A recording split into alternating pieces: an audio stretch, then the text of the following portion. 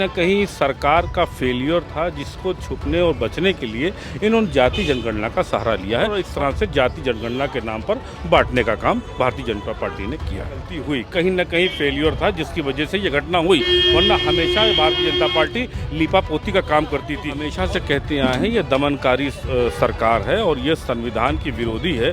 देखिए, भारतीय जनता पार्टी के लोग और उनकी जो नीतियाँ हैं वो दोगली हैं। लगातार वो इस तरह की बात करते हैं, कभी वो मुसलमानों को अपमानित करने का काम करते हैं, कभी वो पसमानदा समाज कहकर मुसलमानों को उनके अधिकार दिलाने की बात करते हैं।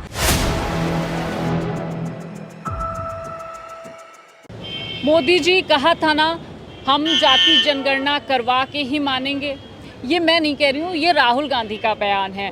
दरअसल जाति जनगणना करने का भारत सरकार ने भी आदेश दे दिया है और एक तरह से देखा जाए तो विपक्षी दलों की जीत हुई है।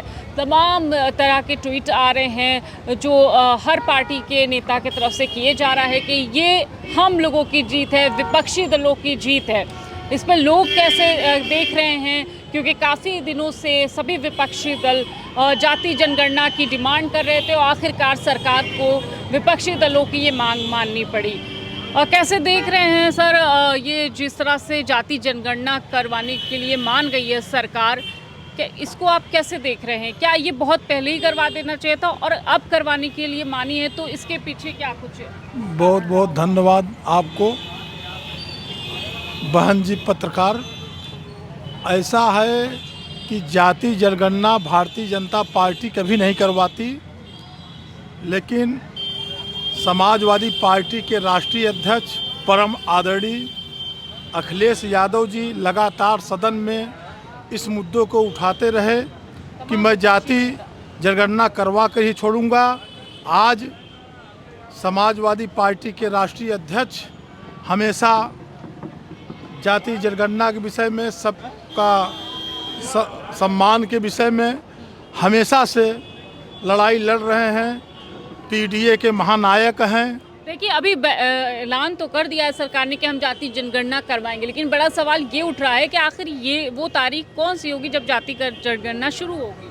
अब वो तारीख उसमें बैठक करके सरकार के फैसले का ये स्वागत है और तारीख भी बता देंगे वो लोग। जाति जनगणना के आधार पर सबकी हिस्सेदारी मिलेगी, सबका समान रूप से भागीदारी मिलेगी और इससे यह रहेगा हर समाज के व्यक्ति को लाभ मिलेगा।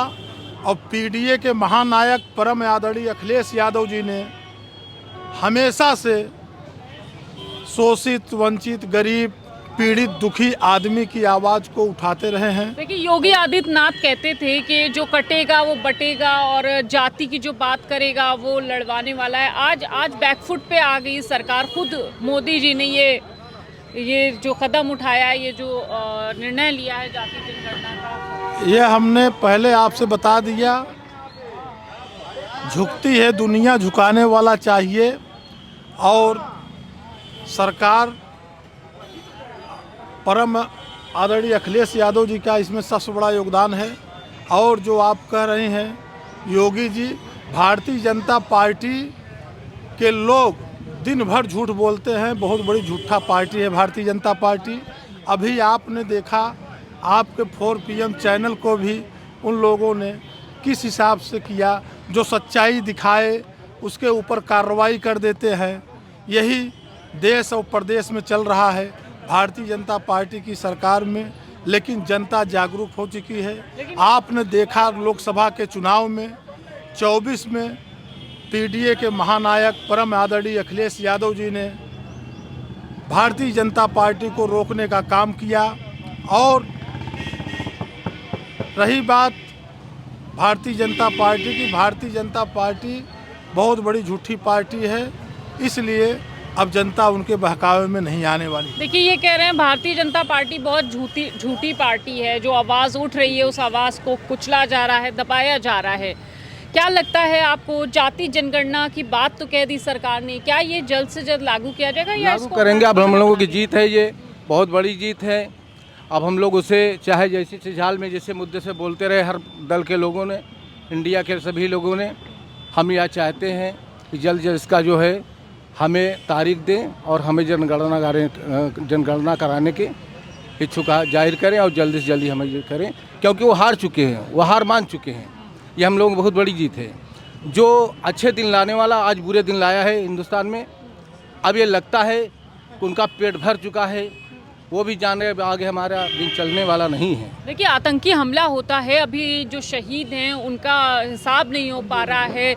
आतंकवादियों से पाकिस्तान कर कुछ नहीं बोल रहे हैं, प्रधानमंत्री खामोश हैं। क्या लगता है कि क्या सिर्फ ऐसी नाम की है, मतलब इंसान की जान चली जा रही है, हमले हो रहे हैं, अटैक हो रहे हैं, सरकार ये कोई आज कोई नई बात नहीं है। आज जो है कितने जाने चली गई। कोरोना काल से लेकर आप देखेंगे आदमी के जाने जा रही है और जान के अलावा कुछ नहीं पा रहा है इंसान।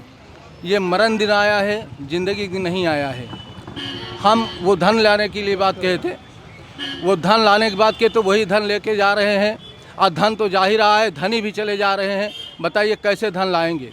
धनी भी ले जा रहे हैं, धन भी ले गए। 1 गुना धन था, आज ये 10 गुना धन विदेश में भेज चुके। नहीं कर रही थी, लेकिन जो विपक्षी दल हैं, वो चाहे राहुल गांधी हो, चाहे अखिलेश यादव हो, चाहे तेजस्वी यादव हो, लगातार जाति जनगणना का सवाल उठा रहे थे। अब बड़ा सवाल ये है कि सरकार ने ये आदेश तो दे दिए, लेकिन ये कब तक होगा इसका भी कोई अंदाज़ा नहीं है। लेकिन इसको आप कैसे देख रहे हैं? देखिए, जाति जनगणना ये कराने का इनका लक्ष्य नहीं है, मगर हाँ हम ये कह सकते हैं कि ये हमारे राष्ट्रीय अध्यक्ष श्री अखिलेश यादव की पहली जीत है कि ये राज़ी हुए जनगणना कराने के लिए, क्योंकि लगातार हमारे राष्ट्रीय अध्यक्ष श्री अखिलेश यादव जी इसकी मांग करते आ रहे हैं कि एक जाति जनगणना होना चाहिए, उसके आधार पर लोगों को उनको न्याय मिलना चाहिए। तो जाहिर सी बात है, आप देख रहे हैं देश के अंदर भी एक घटना इतनी बड़ी घटी है, जाहिर सी बात है मुद्दा है पहलगाम का। तो कहीं ना कहीं सरकार का फेलियर था, जिसको छुपने और बचने के लिए इन्होंने जाति जनगणना का सहारा लिया है। और आज से नहीं, हमेशा से ही भारतीय जनता पार्टी की इस तरह से नीतियां रही हैं कि कहीं ना कहीं उन्होंने जनता को कभी धर्म के नाम पर, कभी मज़हब के नाम पर, कभी पंथों के नाम पर और इस तरह से जाति जनगणना के नाम पर बांटने का काम भारतीय जनता पार्टी ने किया है। आपको लगता है कि आप पहलगाम की नाकामी छुपाने के लिए, क्योंकि अभी भी खामोश है, आतंकवादियों को मुंह तोड़ जवाब नहीं दिया जा रहा है, पाकिस्तान से एक अल्फाज नहीं कहा जा रहा है, क्या ये सारी नाकामियां छुपाने के लिए इस तरह से जाति जनगणना? देखिए, जाहिर सी बात है कि पहली बार भारतीय जनता पार्टी ने एकमत होकर के ये स्वीकार लिया है कि हमसे गलती हुई, कहीं ना कहीं फेलियर था जिसकी वजह से ये घटना हुई। वरना हमेशा भारतीय जनता पार्टी लीपापोती का काम करती थी और कहीं ना कहीं जो हम सबसे कमज़ोर दुश्मन, जिनको हम अपने बराबर खड़ा होने के लिए भी नहीं समझते, पाकिस्तान को, कि जिसकी कोई हैसियत नहीं है, हमको सबसे बड़ा दुश्मन जो हमारा चीन है, कहीं ना कहीं हमको चीन को भी देखना पड़ेगा कि ये चीन भी फंडिंग कर रहा है। आखिर में पाकिस्तान और चीन जो हमारा सबसे बड़ा दुश्मन है, कहीं ना कहीं हमें उसके ऊपर भी नज़र रखना चाहिए। और लगातार पाकिस्तान की बात करके, जो कि पाकिस्तान मुझे लगता है कि हिंदुस्तान की आधी आबादी से भी कम लोग हैं वहाँ पर, कि जो सिर्फ एक हिंदुस्तान की एक उद्घोष से और एक दहाड़ से ही पाकिस्तान के लोगों का दिल कांप जाएगा और उनको हार्ट अटैक पड़ जाएगा। देखिए, लगातार कहा जा रहा है कि जो आवाज़ें उठ रही हैं सरकार के खिलाफ या जो सवाल कर रहे हैं, उनकी आवाज़ों को दबाया जा रहा है, कुचला जा रहा है। इससे देखिए, हम लोग हमेशा से कहते आए हैं ये दमनकारी सरकार है और ये संविधान की विरोधी है। अभी हाल में देखिए एक तरह का पोस्टर वॉर हुआ, किसी ने भीमराव अम्बेडकर जी के पोस्टर में राष्ट्रीय अध्यक्ष जी अखिलेश यादव जी का पोस्टर लगा दिया। हालांकि उन्होंने बुला करके अपने कार्यकर्ता को भी इस बात के लिए बहुत सख्ती से मना किया और एक पार्टी का उन्होंने सर्कुलर भी जारी किया कि किसी तरह का किसी महापुरुष के फोटो से नहीं जोड़ा जाएगा। हमारे राष्ट्रीय अध्यक्ष जी ने अपने लोगों को बुलाकर गलती का एहसास दिलाते हैं और उनको उस पर क्षमा मांगने के लिए भी उत्साहित करते हैं। लेकिन भारतीय जनता पार्टी के अंदर आप अगर है तो कभी आप बताइए कि उन्होंने कभी किसी अपने कार्यकर्ता को बुलाया हो या किसी नेता को बुलाया हो, वो चाहे किसी महापुरुष का अपमान हो या राष्ट्रीय अध्यक्ष अखिलेश जी का अपमान हो, कभी बुला करके उनसे पूछे कि उन्होंने ये बात के लिए कहा कि तुम्हें ये नहीं करना चाहिए था। तो राजनीति करना और है, बड़ा मन होना और है। उत्तर प्रदेश के अंदर अगर किसी का बड़ा मन है तो वो एक ही नाम है, राष्ट्रीय अध्यक्ष अखिलेश यादव। कल तक के योगी आदित्यनाथ कहते थे जो करेगा जाति की बात उसको पड़ेगी कस के लात, ये बीजेपी की तरफ से नारा दिया जाता था। योगी आदित्यनाथ भी कहते थे कि ये बांटने का काम कर रहे हैं विपक्षी।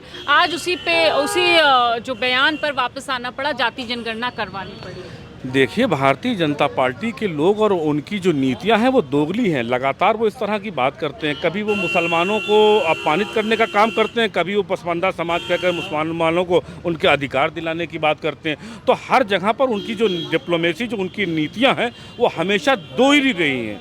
कभी वो मुसलमानों की बात करते हैं, कभी पसमानदा की बात करते हैं, कभी मुसलमानों को आतंकवादी बताते हैं, कभी पसमानदा से हक दिलाते हैं। अब रही बात आज के देश के अंदर चल रहा है, एनआरसी उन्होंने एक मुद्दा बनाया, अब एक मुद्दा वक्फ बोर्ड का चल रहा है और लगातार वक्फ बोर्ड के नाम पर लोगों को क्या कहते हैं उकसाया जा रहा है, जिस तरह से कि मुसलमान जो है वो सड़कों पर आने का प्रयास करे। अगर कोई भी नीति या कोई भी कानून आप लाते हैं वो किसी भी समाज के लिए, तो पहले उन समाज के महानुभावों को बुला करके आपको एक डेलीगेशन बुला के उनकी एक मीटिंग्स करना चाहिए, उनके बारे में सुनना चाहिए। हमेशा से उत्तर प्रदेश हो या देश के अंदर हो, आपने किसी भी कानून का पालन किया तो वो एक तानाशाही के रूप में, वो चाहे नोटबंदी का हो और चाहे एनआरसी का हो, चाहे सीए का हो, अब इस तरह का आप आ गया वक्फ बोर्ड का हो। तो लगातार इस तरह से भारतीय जनता पार्टी की कथनी करनी में हमेशा से फ़र्क है। इसीलिए मैं कहता हूँ, मैं समाजवादी पार्टी हूँ, मैं आपके चैनल के माध्यम से कहता हूँ कि मैं किसी पक्षपात की क्या समाजवादी में हिंदू नहीं है? क्या हमारे समाजवादी के अंदर तमाम धर्म जात के लोग नहीं है? मगर नहीं, बात सच्चाई की है कि जो भी भीतरघात जिस तरह से भी हमारे देश के ऊपर हुआ, हमारे 26 लोग मारे गए, उनकी चिता भी अभी ठंडी नहीं हुई है। आपने एक जाति समीकरण कार्ड खेल दिया, तो आखिर देश में इस तरह का आप माहौल लगातार बनाते जा रहे हैं। तो आपको क्या लग रहा है कि देश की जनता मूर्ख है? नहीं, मूर्ख नहीं है।